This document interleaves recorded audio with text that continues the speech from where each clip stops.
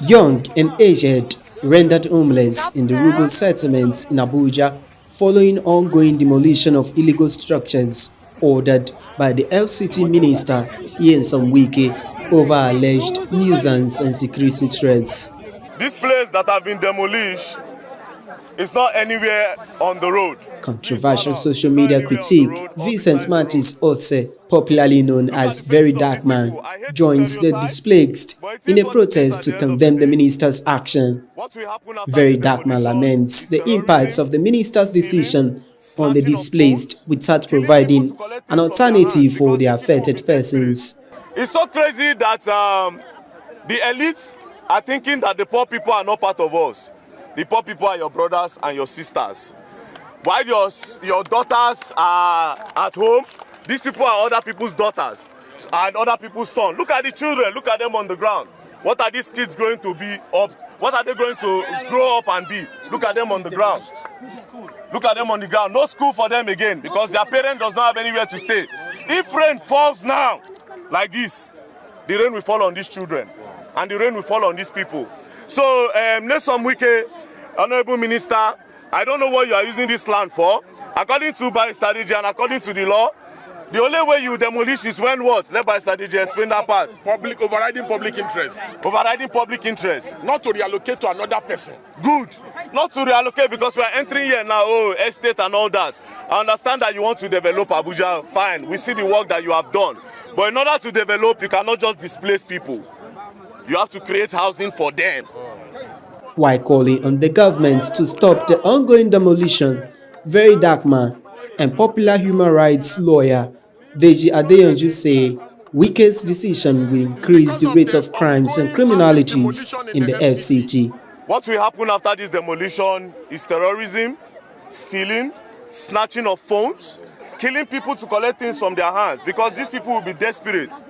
At a time like this where the economy is not favoring anybody, people are suffering, the prices of things are going up and you are demolishing.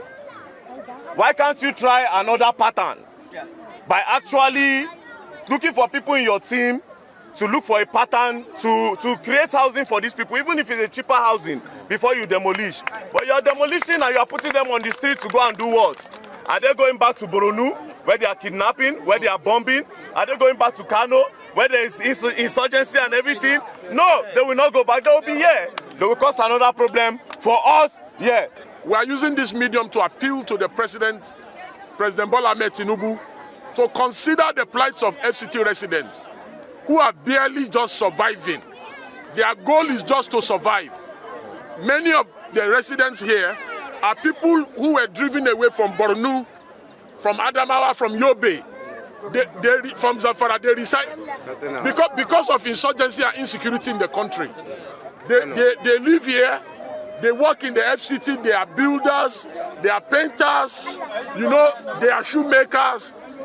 They are doing so much good work for the community. They are drivers.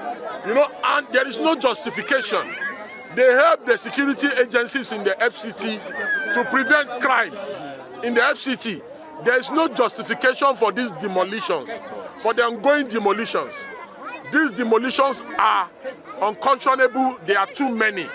And we are appealing to the President and Commander-in-Chief of the Armed Forces that, Mr. President, you must do something about this, that these people are harassed frequently by members of the FCTA administration. That we are sending a note of warning to people in government and the ruling elite that the only way they sleep and the ruling elite can sleep is if poor people are allowed to sleep. That when poor people are not allowed to sleep, that the rich in the society will not be able to sleep. True. We passionately make an appeal to the President that the President should impress upon the FCT Minister Nysome Wike to stop destroying and demolishing poor people's homes and allocating to rich people. That there is no justification to demolish here and allocate it to rich people. That there's no overriding public interest here. This is not the main road. You can see the main road is very far away from here. Why are you demolishing poor people's homes and allocating at the same time to rich people? Meanwhile, the FCT Minister Nysome Wike says His administration will not be deterred by what he describes as blackmail from civil society organizations and activists calling for a cessation of the demolition exercises in the city. He vows to sustain the demolition for a safe and well-coordinated FCT. Jude Aweke, reporting for VOS TV News Benin.